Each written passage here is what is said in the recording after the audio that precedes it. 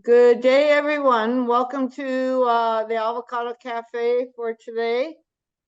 And for those of you who are new to Avocado Cafe, we do record the meetings, and all the videos are available on Avocado Cafe YouTube channel on www.avocadosource.com. And then we typically also post a PDF of the speakers' presentations also on Avocado Source. And any other material that a speaker may give us will be posted on Avocado Source. So the video from last week, the last meeting on the 13th of February is still in the works, but we expect that will be posted sometime in the next week and a half, and Lorena will let you know when that happens. So as usual, I want to thank the Hofsche Foundation, which hosts avocadosource.com, and Data Harvest, which is represented by Lorena, for keeping the logistics of the meeting flowing. So thank you very much. And when we met last time, I told you that we were going to have a planning meeting to discuss future topics. So I want to give you an update on that, and we'll keep you posted in the future. First thing off is that I am still working with Tim Spann to reschedule his a talk on gibberellin use. And this morning I got a notification from Ben Faber that he's not able to participate in today's meeting, and he was going to talk about using avocadosource.com, the tool function. So I will attempt to just briefly show you where the tools are on Avocado Source, but I'm going to try to then reschedule both Tim and Ben together sometime in the next 3 weeks. And Lorena will send out a notice when we get that scheduled. We had a planning meeting about future topics last week, and I want to thank the participants who sent ideas to us about future topics. And so based on that input, we've come up with 5 general topics that we're going to be working on in the next few weeks to put together a program. So one of them is avocado sunblotch, the topic of sunblotch, ever present in the California industry and around the world, and it's an insidious disease, and we're going to talk about that. One suggestion was, one question that I got in an email was, what is the difference between leaf and sap analysis? So we are going to put together a session on soil health, working on that one. Another suggestion that we had is, can we expand where we grow avocados in California? And many of you may know that people are experimenting with avocados throughout the state. We have avocados now being commercially grown from north of Sacramento now all the way down to through San Diego. So we're going to explore that and talk about the impacts of climate change, and does that open up opportunities for where we grow avocados in California. Then this was a suggestion from one of our participants. Should or can we diversify our varietal offerings to the consumer? And we're planning now that this will probably be over 2 different sessions covering various aspects of should we or can we diversify the varieties we offer to the US consumer.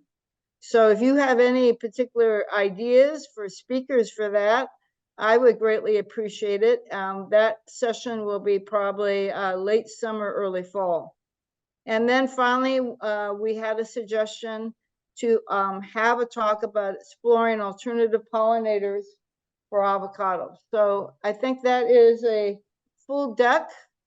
It'll be a total of 6 sessions, and we're looking forward to putting that together for you for future sessions. So hoping that either the avocado sunblotch or the soil health session will occur either in late April or early May. So just keep out a note for an email from Lorena regarding this. And as always, if you do have any other ideas for future topics or speakers, please let either Lorena know or myself know, and we will definitely pay attention to that. So today's topic is choosing your fertilizer wisely and interpreting your analysis. And we have 2 speakers today, Ron Errol from the Galat Research Center in Israel, and Rob Mickelson from Yara International. So we're looking forward to those talks, and I'm sure that even though we missed Ben today, you'll find both of their presentations very interesting. So as always, you have a couple of different ways to participate in the meeting. You can either ask a question in chat, and I will keep track of all those questions and ask our speakers. Or if you want to ask the question yourself, just raise your hand when we get into the Q&A, and I will call upon you to ask your question. So with that, I am going to stop sharing this and just briefly go to avocadosource.com to show you some of the tools that will that you can use for the future. So if you go to avocadosource.com, this is the home page, and you can see there's many different things, including a link here to the Avocado Cafe. And this is where you would go if you want to go and look at supplemental material from our speakers, their presentations, and other material. You can also see, before we go to the tool box, that there's many other things. So if you're not familiar with this website, I do encourage you to go to Avocado Source and search around for that. We have historical slides, all the California Avocado Society yearbooks, the South African Avocado Growers yearbooks are under this journal, books and yearbooks and proceedings. So, but if you want to look at the tools, there's many tools that Ruben Hofschi and his son Shanti have put together. And if we go to tools, you will see this. I'm hoping that you see this, and you can see there's a number of tools in these. This is what Ben was going to cover today. And one thing that I will just show, for instance, we'll go to the fruit nutrient removal calculator.